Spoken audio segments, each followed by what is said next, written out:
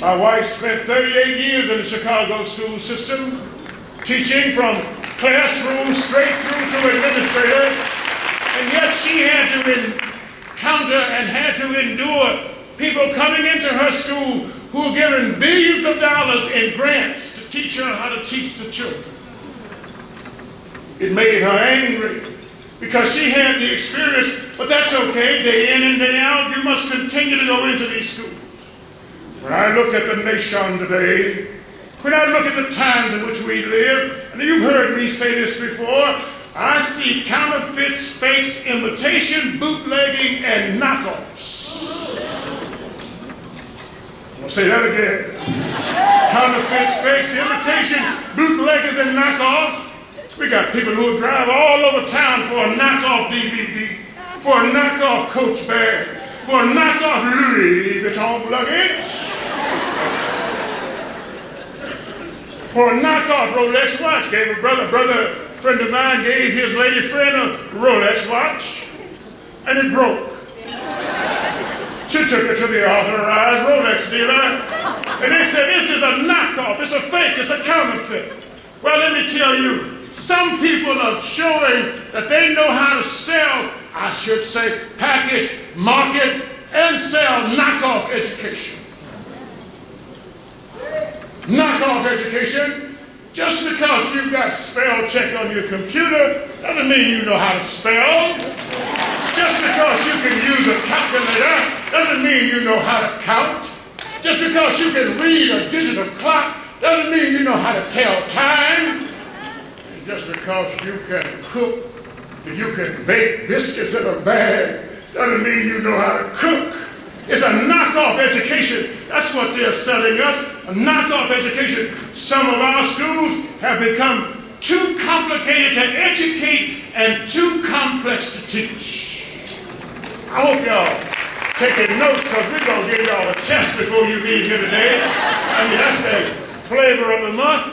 Too complicated to educate, too complex to teach. Some of our schools are warming centers. They are coke distribution centers. They are police stations. They are feeding centers.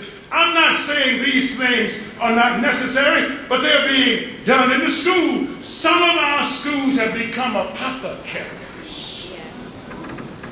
They are drugstores distributing prescription drugs, Ritalin and Prozac, to children who won't calm down.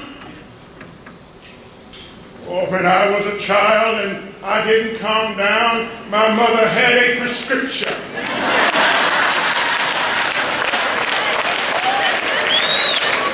Oh, I know what the law is, and I know what corporal punishment is, but it's the way my mama raised me. She had a prescription. As a matter of fact, my mother had one prescription for all problems.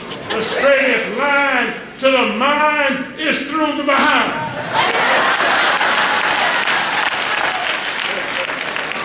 I don't advocate corporal punishment. I'm telling you about what worked for me. But day in and day out, you must continue with all of these gimmicks and all of these shortcuts and all of these theses. You must continue, because everybody now wants a shortcut to education. There is no shortcut to education. There is no shortcut to freedom. Can't sleep? Take a pill. Sleep too much? Take a pill. Want to lose weight? Take a pill. Want to gain weight? Take a pill. Got too much energy? Take a pill. Don't have enough energy? Take a pill. Got trouble in your sex life? I didn't say that, you say that.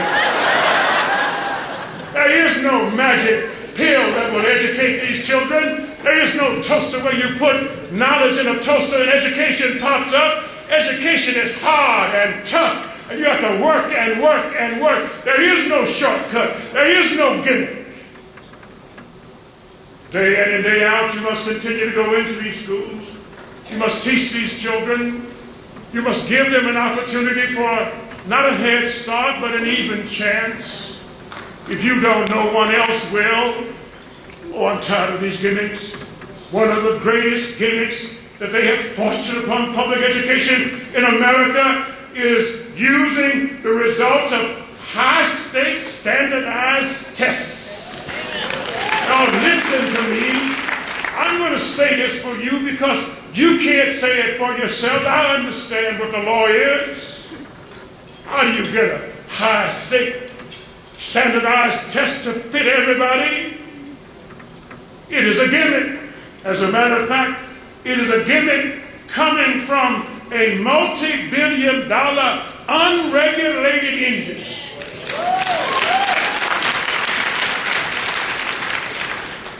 So they don't care about educating. All they want to do is make the money and give the test. And then they make you teach the test. They make you grade the test. They make you give the results of the... No. When the test results come out and they're good, the politicians announce the results. But day in and day out, you must continue to go into these schools because if you don't, no one else will. But I ask you whether or not when we look at what is happening in the financial world, and for me, the high-stakes standardized test is the subprime mortgage of education. Oh, think about that.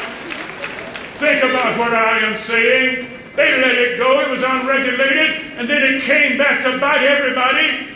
I tell you, these high-stake standardized tests will come back to bite public education because it's not educating.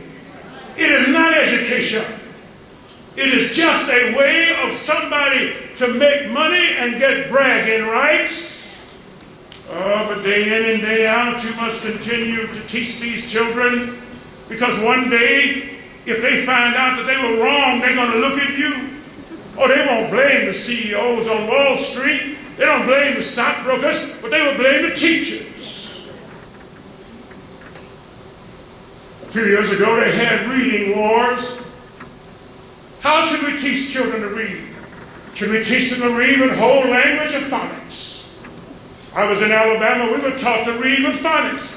See Dick run, see Jane run, see Spot run. In fact, in my segregated all-black schools in Alabama, Spot was the only interracial character who was there. Because Spot was black and white.